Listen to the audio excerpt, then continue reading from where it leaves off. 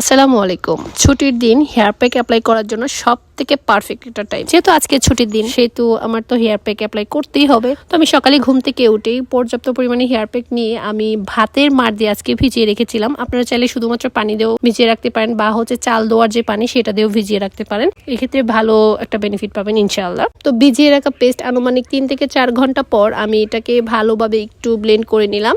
তারপর 2টা পাকা কলা অ্যাড করে নিলাম। কলাগুলো অবশ্যই খুব ভালোভাবে পাকা থাকতে হবে, শক্ত থাকলে হবে না।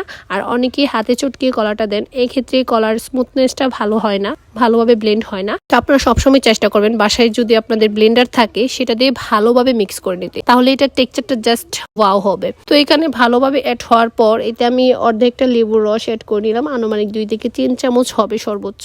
আপনাদের যাদের মাথায় অনেক বেশি খুশকির সমস্যা তারা অবশ্যই লেবুর রসটা অ্যাড করবেন। চাইলে পেঁয়াজের রসও দিতে পারেন, সেক্ষেত্রে আরো ভালো বেনিফিট পাবেন ইনশাল্লাহ। এই তো কথা বলতে বলতে আমাদের হেয়ার প্যাকটা রেডি হয়ে গেছে। দেখুন কত সুন্দর একটা স্মুথ পেস্ট হয়েছে। আর এইটা হেয়ারে অ্যাপ্লাই করে আপনাদের সাথে শেয়ার করছি।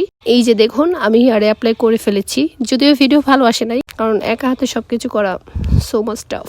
সবাই ভালো থাকবেন, সুস্থ থাকবেন, আল্লাহ হাফেজ।